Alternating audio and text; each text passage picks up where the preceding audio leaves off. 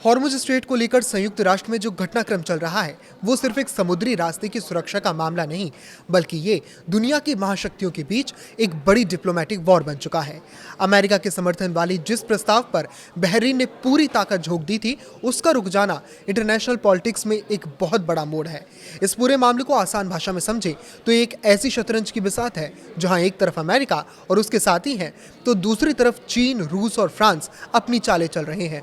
Bahrain ने जो प्रस्ताव पेश किया था वो काफी कड़ा और सीधा था। इसमें मांग की गई थी कि हॉर्मुज स्ट्रेट, जो कि दुनिया का सबसे महत्वपूर्ण तेल सप्लाई रूट है, उसमें जहाज के आने जाने में अगर कोई बाधा आती है तो सदस्य देशों को जरूरी रक्षात्मक बल यानी डिफेंसिव फोर्स इस्तेमाल करने की कानूनी छूट मिलनी चाहिए। आसान शब्दों में कहें तो इस प्रस्ताव के पास होने का मतलब था कि अमेरिका या कोई भी दूसरा देश ईरान के खिलाफ अपनी नौसेना का इस्तेमाल कर सकता था और उसे इसके लिए यूएन से खुली छूट मिल जाती। भले ही आधिकारिक तौर पर वोटिंग टलने का बहाना गुड फ्राइडे की छुट्टी को बनाया गया, लेकिन पर्दे के पीछे की कहानी कुछ और ही थी। चीन और रूस ने इस पर कड़ा एतराज जताया। चीन का मानना है कि अगर यूएन ऐसी इजाजत देता है तो मिडिल ईस्ट में तनाव कम होने के बजाय और बढ़ जाएगा। चीन को डर है कि इससे तेल की सप्लाई में और ज्यादा रुकावट आ सकती है, जिसका असर उसकी अपनी इकोनॉमी पर पड़ेगा। रूस, जो ईरान का पुराना और भरोसेमंद साथी है, उसने इसे अमेरिका की धौंस जमाने वाली नीति करार दिया। रूस ने साफ कर दिया है कि वो किसी भी ऐसे प्रस्ताव को पास नहीं होने देगा जो ईरान को सीधे निशाना बनाता हो। वहीं फ्रांस ने एक अलग ही स्टैंड लिया। फ्रांस ने अमेरिका का साथ तो दिया, लेकिन वो चाहता था कि इस प्रस्ताव की भाषा इतनी सख्त ना हो कि इसे सीधे हमले का लाइसेंस मान लिया जाए।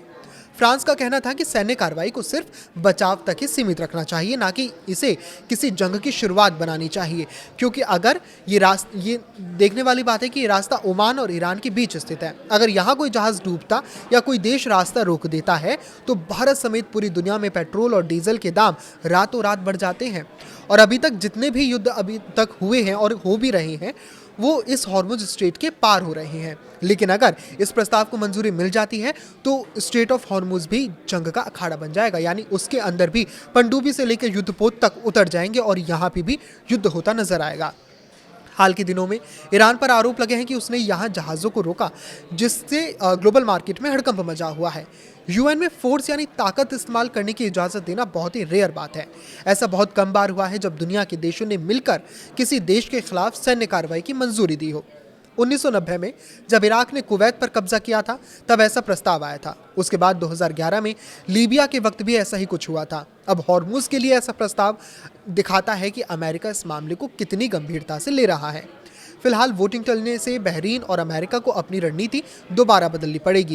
ये घटना दिखाती है कि अब दुनिया एक तरफा नहीं चलती। अमेरिका भले ही पावरफुल है, लेकिन चीन और रूस की वीटो पावर और फ्रांस की सावधानी ने उसे फिलहाल रोक दिया है। बहरीन के राजदूत जमाल अल सोवाई ने इसे अहम मोड़ बताया है, लेकिन अब सब कुछ इस बात पर निर्भर करेगा कि बंद कमरों में होने वाली अगली मीटिंग में क्या समझौता होता है।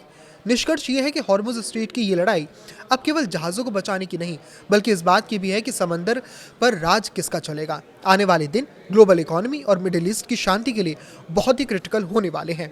अगर कूटनीति फेल हुई तो तेल की कीमतें और युद्ध की आशंका दुनिया की नींद उड़ा सकती है। इस पर आपकी क्या राय है, हमें कमेंट करके ज़रूर बताएं। लाइक करें, शेयर करें और इसी तरह जुड़े रहें। नमस्कार।